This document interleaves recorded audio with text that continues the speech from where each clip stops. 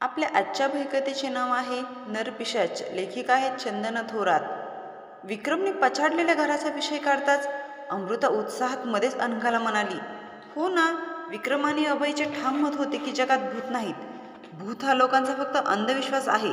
यांच्या विरोधात माधव आणि कृष्ण वाद घालत होते की आपल्या या जगात जशी दैवी सकारात्मक शक्ती आहे तशीच भूत पिशाच अशी नकारात्मक वाईट शक्ती आहे. विक्रम आणि कृष्णामध्ये वाद वाढत चालला होता. माधवने मध्येच विचारले, पण भूतांना शोधायचे कुठे? अखेरीस कृष्ण सगळ्यांना म्हणाला, आपल्या गावाबाहेर एक घर आहे. गावात पूर्वीपासून चर्चा आहे. ते घर पछाडलेलं आहे. विक्रम, तू तयार आहेस का?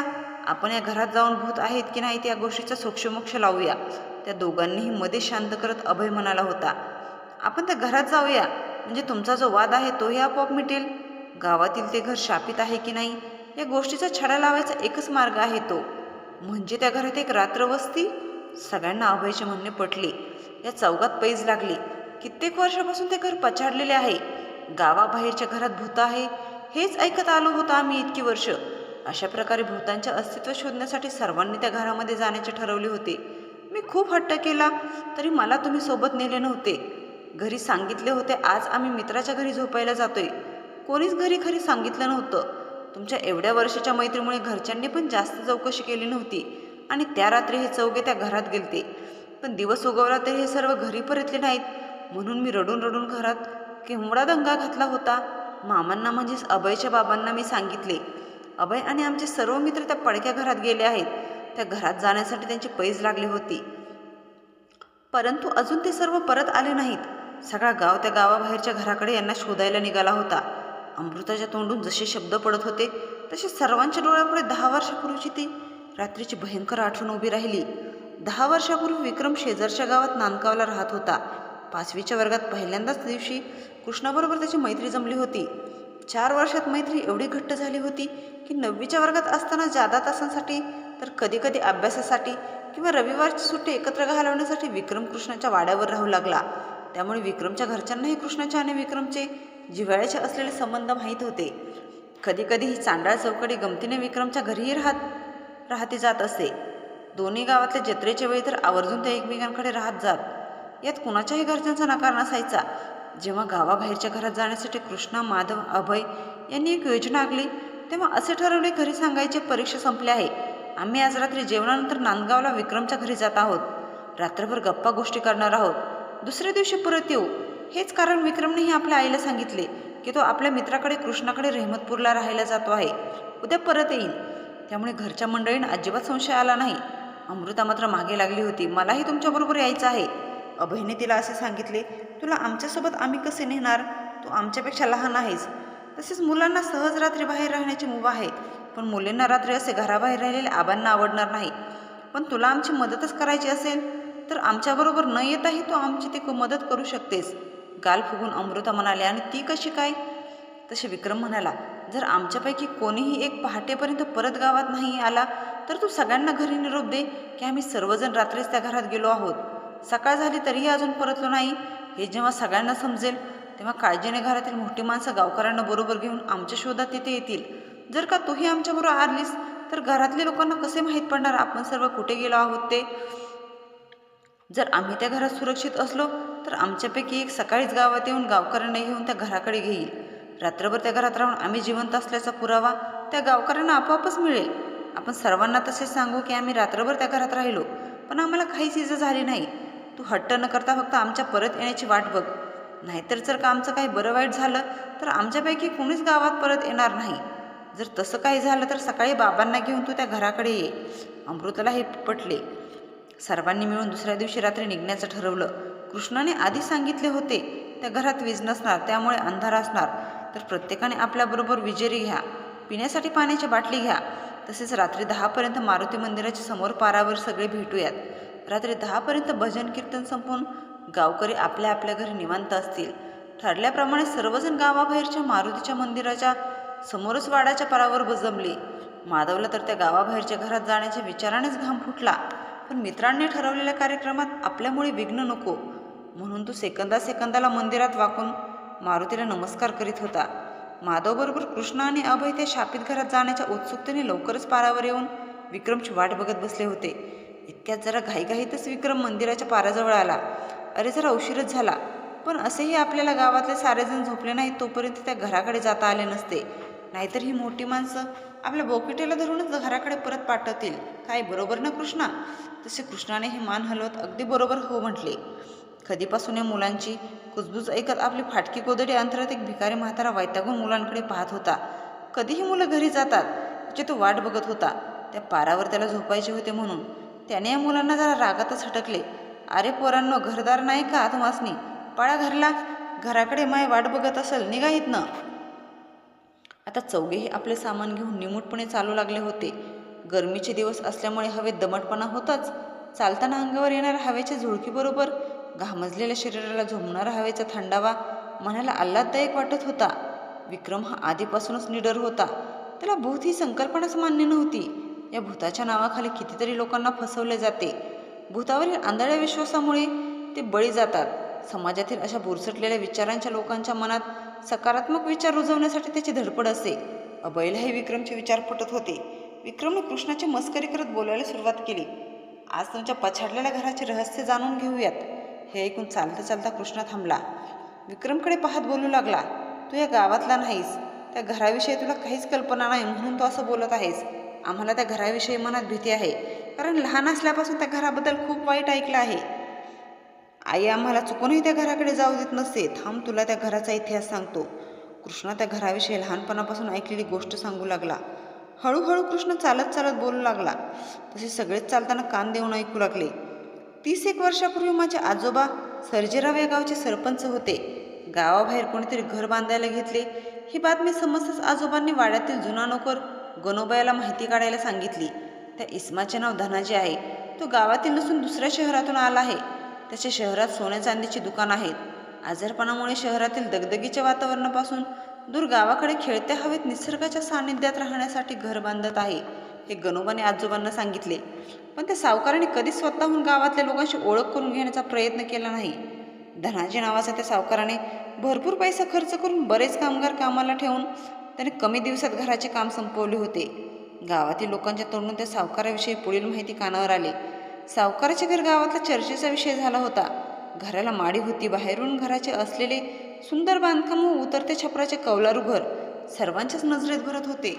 घराच्या भोवती छोटी छोटी रोपं लावून बाग तयार करण्यात आली होती. घराच्या खिडक्या मोठ्या होत्या. रंगीत जाळ्यांचे सुंदर पडदे खिडक्यांना शोभून दिसत होते.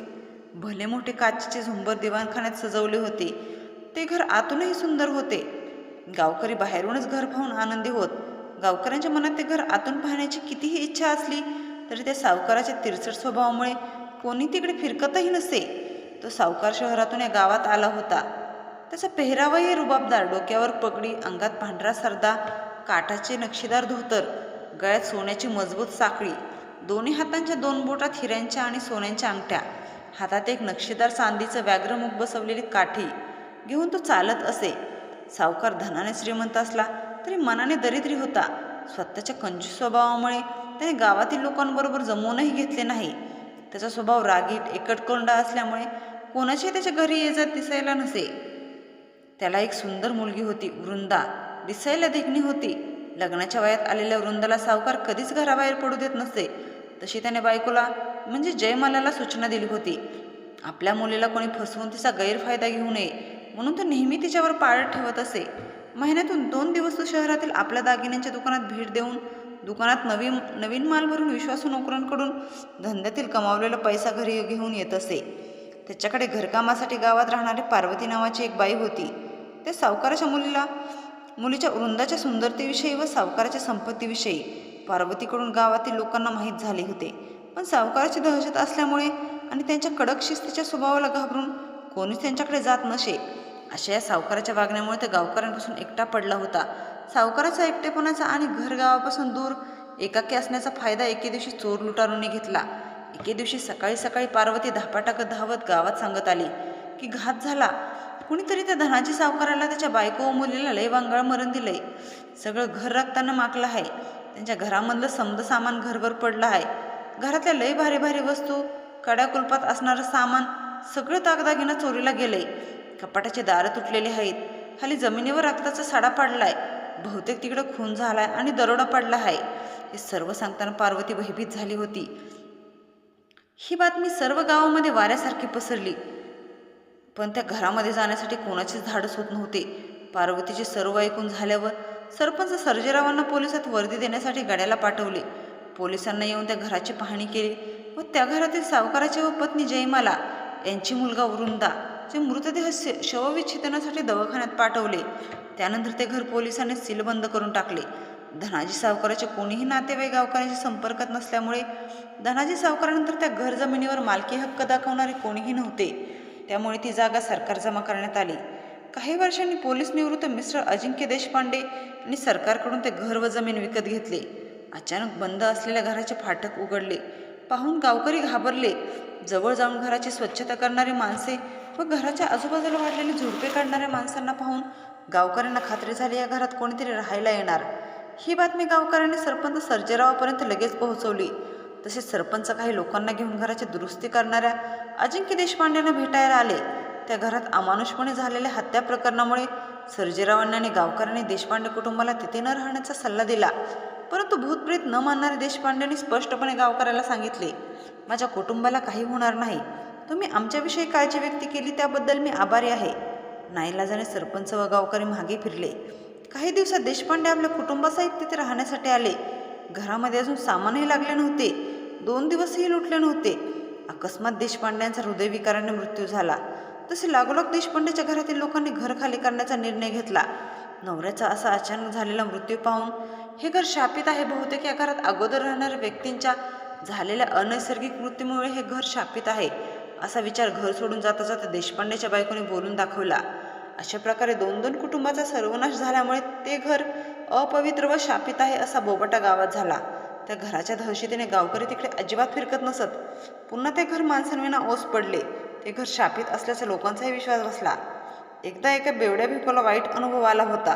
तो शेजारच्या गावात बाजारात भाजी विकण्यासाठी गेलेला असताना गावात परतायला त्याला उशीर झाला. संध्याकाळ झाली होती. अचानक पावसाचे दिवस नसतानाही आकाशात वीज चमकत होती. आकाश काळ्या कुट्ट ढगांनी भरून गेलं. अंधाराचे राज्य पसरू लागले. लवकरच लवकर गावात पोहोचण्यासाठी सावकाराच्या घराजवळून गेले तर पावसाच्या आधी घरी पोहोचू असा विचार भिकूच्या मनात आला. आधीच त्या घराविषयी भीती वाटत होती. छाती धडधडतही होतं. भीतीवर नियंत्रण ठेवण्यासाठी त्यानं सदराच्या खिशातली दारूची बाटली काढून पटकन ती तोंडाला लावली. एका दमात बाटली संपून लटपटत्या पावलांनी भिकू पटपट गावाच्या दिशेने चालू लागला. साहजिकच त्या घराविषयी भीती मनात दाटून आली होती. स्मशान शांतता पसरली होती. मनात देवाचा धावा करीत त्या घराच्या जवळून जात होता. अचानक अंधारलेल्या त्या घरातून कोणीतरी शुकशुक असा आवाज करून बोलवत आहे असे भिकूच्या कानावर आवाज आला. मान तिरकी करत घाबरलेल्या भिकूने घराकडे तिरक्या नजरेने पाहिले. त्यावेळी चंद्राच्या अपुऱ्या प्रकाशात काय आश्चर्य! तुटलेल्या खिडकीतून काही सावल्या त्या घरात फिरत असल्याचे व अनेक लालभडक डोळे त्याच्याकडे रोखून पाहत असलेले त्याला दिसले. भिकूने जीव मुठीत घेऊन तिकडून पळ काढला. जीवाच्या भीतीने पळताना तो धडपडत होता. काट्याकुटीतून पळताना पायाची बोटे ठेचकाळून ती रक्तबंबाळ होत होती. पण त्याही परिस्थितीत तो कसेबसे गावातल्या सरपंच सर्जेरावांच्या म्हणजे माझ्या आजोबांकडे वाड्यांवर आला.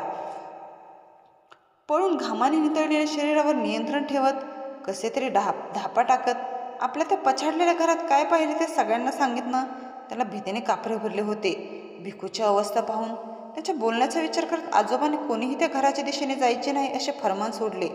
हळूहळू लोकांनी त्या जागेजवळून जाणेच बंद केले. अशा प्रकारे त्या घराचा काही ना काही विचित्र वाईट अनुभव आला असल्याच्या बातम्या सगळीकडे पसरल्या. एवढ्या वर्षात चुकूनही कोणी त्या बाजूला फिरकले नाही.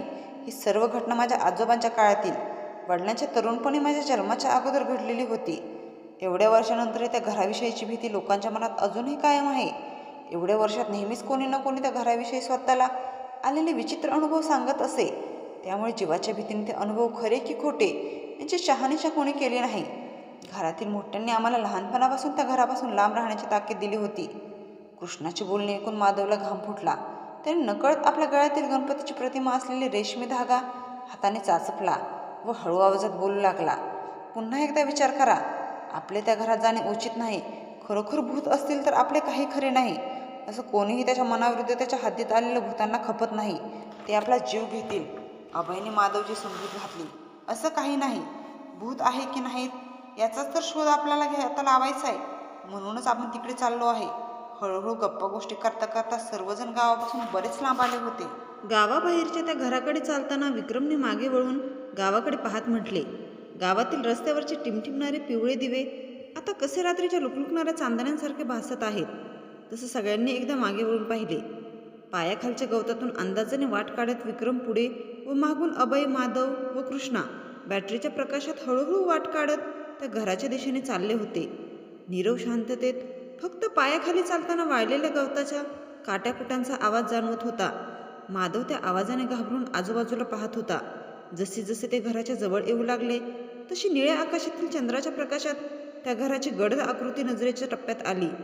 घर बरेच वर्ष जुनं असून घराला लाकडी कुंपण असल्याची साक्ष तुटलेल्या लाकडी फाळ्या देत होत्या.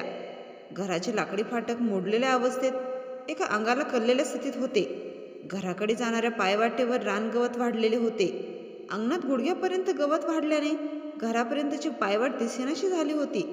घराचे बांधकाम जुन्या काळातलं होतं, पण कुठे कुठे दगड निसरून त्या जागी गवत उगवलेले होते. दार बंद होतं. घराच्या दरवाज्यांना सागवानी फाळ्या निसरून पडल्या होत्या. खिडक्यांच्या तावदानाच्या काचा फुटून गेल्या होत्या. घराच्या आतील भागात भरून राहिलेला काळाकुट्ट अंधार लक्ष वेधून घेत होता. आपण आधी घराच्या बाहेरून डावीकडून मागच्या बाजूला चक्कर टाकून येऊ, मग आत प्रवेश करू, असे अभयने सुचवले. त्याची ही कल्पना साऱ्यांनाच पसंत पडली. हो, तशीच करू. घर पूर्णपणे रिकामे आहे व आपणाला काही धोका नाही याची खात्री करून नंतरच आपण आत जाऊयात. कृष्णाने मान्य केले. सगळ्यांनी कृष्णाच्या होकाराला होकार दिला. रात्रीच्या काळोखात रातकिड्यांची किरकिर आवाज, अचानक शांतता पसरली होती. तर मध्येच दूर गावाच्या दिशेने येणाऱ्या कुत्र्याच्या विवळण्याच्या आवाजाने दचकायला होत होते. माधवने आपण कितीही भूतांना घाबरत नाही असं वरवर म्हटले तरी त्यांच्या मनातील अनामी खुरहुर त्याच्या पांढऱ्या पडलेल्या चेहऱ्यावर दिसून येत होतीच. घराच्या मागच्या बाजूला झाडी झुडपे फार वाढली होती. त्या झाडीतून मार्ग काढत मध्येच कुठेतरी घुशींनी पोखरलेल्या बिळात पाय जाऊन तोल जात होते. एकमेकांना सावरत रस्ता काढत ते चौघेही त्या घराला वळसा घालून उजव्या बाजूने पुन्हा घराच्या समोर येऊन उभे राहिले. घराच्या दरवाजाला कडी कोयंडा होता. कोयंड्यातील कुलूप गंजून तुटलेल्या अवस्थेत होते. विक्रमने ते कुलूप काढून फेकले. दरवाजाला जोर देऊन मागे ढकलला तसे माधवचे डोके त्या बंद दरवाजामागे काय अभद्र असेल या कल्पनेने भिरभिरू लागले. दरवाजाची कडी काढताच खूप दिवसांनी दार उघडल्यामुळे दाराच्या बिजागरींचा आवाज जोरात झाला. सगळ्यांनी घाबरत एकमेकांकडे पाहिले. विक्रमने सगळ्यांना घरात चालण्याचा इशारा केला. बाहेरच्या अंगणातल्या चंद्राचा प्रकाश फक्त घराच्या दारापर्यंत पोहोचत होता. अभयने आत पाऊल टाकत असताना अंधारात चाचपडत विजेरी चालू केली. अभयच्या पाठोपाठ एक एक पाऊल पुढे टाकत असताना माधवचा स्वतःशीच पुटपुटण्याचा आवाज त्या घरातील नीरव शांततेचा भंग करीत होता. घरात प्रवेश करता क्षणी माधव प्रचंड घाबरला होता.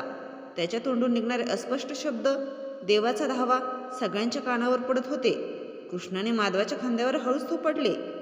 अरे घाबरतोस काय? हे माझे शरीर एवढे दणकट आहे, ते काय दिखाव्यासाठी नाही.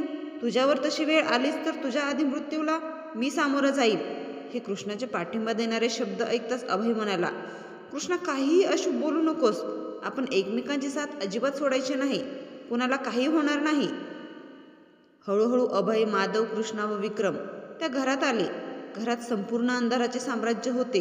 ती बहुधा बैठकीची खोली होती. माधवने शेजारच्या मोडलेल्या खिडकीतून बाहेर पाहिलं. सगळीकडे अंधार पसरला होता. दूरवर कोणीच नव्हते. आकाशातील चंद्र ढगातून लपाछपी खेळत होता.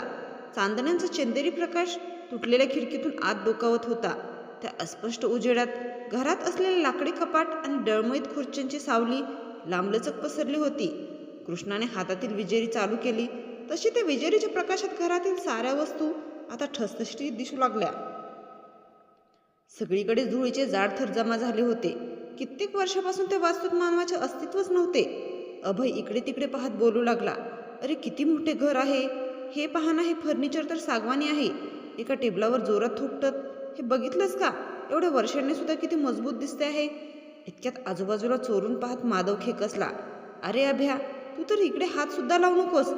जरा तरी कळते का? शापित घरातल्या अशा वस्तूंना हात लावायचा नाही. हे कोणी शिकवलं नाही का? विक्रम आणि कृष्णाने एका बाजूला असलेल्या 2 खोल्यांमध्ये विजेरीच्या साह्याने डोकावून पाहिले, पण आतमध्ये कोणीच नव्हते. जमिनीवर राब बसलेली धूळ, जागोजागी जळमटे होते. बहुतेक समोरच्या बाजूला स्वयंपाकघर होते. आत जाऊन पाहिले असता सामान अस्ताव्यस्त पडलेले दिसले. जुन्या काळातील लाकडी कपाट, भांडी ठेवण्यासाठी केलेली मांडणी सारेच कसे ओडके बोडके वाटत होते. भिंतीवरून कोपऱ्या कोपऱ्यातून कोळ्यांची जळमट पसरली होती. कृष्णा आणि विक्रम परत बाहेरच्या बैठकीच्या खोलीकडे चालत असताना कृष्णाचं लक्ष वरांड्यातील कोपऱ्यातून वर गेलेल्या एका लाकडी जिन्याकडे गेले. तिथूनच वरच्या मजल्यावर जाण्यासाठी मार्ग होता. वरती जाऊन पाहूया का? कृष्णाने विक्रमला विचारले. आम्ही वरती जात आहोत, तुम्ही इथेच थांबता का? असे विक्रमने अभयला व माधवला विचारले. तसे भांडत असलेले माधव लगेच पळत कृष्णाच्या दिशेने मी तुमच्यासोबत येतोय असे म्हणत माधव विक्रमच्याही पुढे जाऊन लागला. त्याला असे जीव मुठीत घेऊन पळताना पाहून सर्वजण हसू लागले. कृष्णाने मांडीवर जाण्यासाठी पायरीवर पाय ठेवताच जिन्याची पायरी करकर वाजू लागली.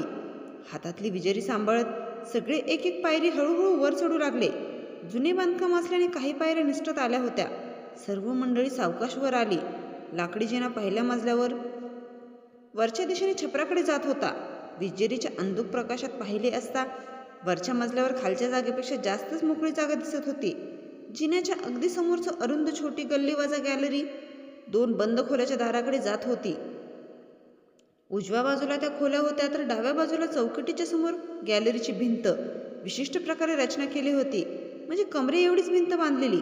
बाहेरचा उजेड आत येण्याकरिता अर्ध्या भिंतीत खिडक्यांना शोभेच्या रंगीत काचा लावून सुशोभित केलं होतं, तर पुढील अखंड भिंती लाल, पिवळ्या, निळ्या, हिरव्या अशा रंगांच्या काचा लावून बंद करण्यात आल्या होत्या.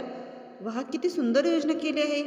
प्रकाश आणि हवा खेळती राहण्यासाठी दुपारच्या वेळी तर या रंगीत काचेतून रंगीत कवडसे या मधल्या पॅसेजमध्ये व खोलीच्या आतमध्ये पडत असतील. कृष्णा म्हणाला. हो ना, किती सुंदर बांधकाम. कमाल आहे ना घर बांधणाऱ्याच्या कारागिराची. अभय कौतुकाने बोलू लागला. परंतु आता कालांतराने काही ठिकाणच्या काचा तुटून गेल्या होत्या. त्या फुटलेल्या काचेच्या झरोक्यातून रात्रीच्या वाढणाऱ्या थंड वातावरणातील गार हवा आत येत होती. तसे गारवा अंगाला झोंबू लागला. हे घर त्या काळात किती सुंदर असेल याची साक्ष प्रत्येकाला पटल्याशिवाय राहिली नाही. विक्रमने कृष्णाला समोरील खोलीचे दार उघडण्यास सांगितले. पुढे होत कृष्णा आणि माधवने एका मोठ्या खोलीचे दार उघडले. अचानक अंधारातून विचित्र आवाज करत काहीतरी जोरात अंगावर आले. तसे तत्परतेने कृष्णा पटकन खाली बसला. माधवच्या तोंडून अस्पष्ट किंकाळी आली आणि तो विक्रमच्या दिशेने उलटा मागे धावत सुटला. काय होत आहे हे समजेपर्यंत विक्रमने वेळेचे भान ठेवून हातातली विजेरी पटकन समोर दरवाजाच्या दिशेने धरली. विजेरीच्या प्रकाशात सगळ्यांना त्या खोलीच्या अंधारातून 2 वटवागळं उडत दारावर आपटल्यामुळे पुन्हा खोलीचे गिरट्या घेऊन खोलीच्या बाहेर येत असलेली दिसली. क्षणार्धात उडत आजूबाजूच्या भिंतीवर आपटत ती समोर आलेल्या भिंतीच्या काच तुटलेल्या जागेतून बाहेर निघूनही गेली. अचानक अशा अंधारातून झालेल्या हल्ल्याने साऱ्यांच्याच हृदयाचे ठोके वाढले होते. परंतु त्या खोलीत वटवाघळांना पाहून चौघेही मोठ्या मोठ्याने हसू लागले.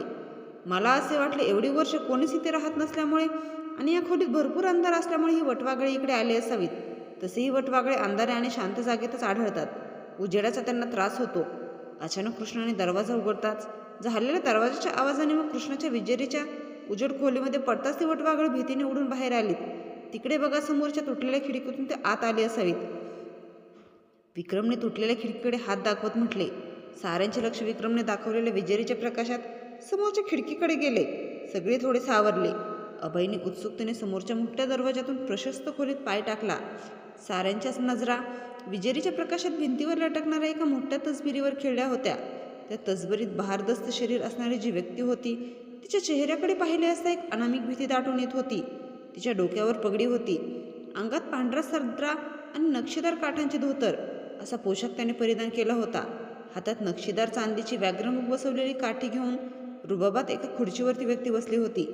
त्या व्यक्तीच्या गळ्यात सोन्याची साखळी, दोन्ही हातात बोटात हिऱ्यांच्या आणि सोन्याच्या अंगठ्या होत्या. त्याचा पेहराव भारी होता, पण चेहऱ्यावरचे भाव रागीट वाटत होते.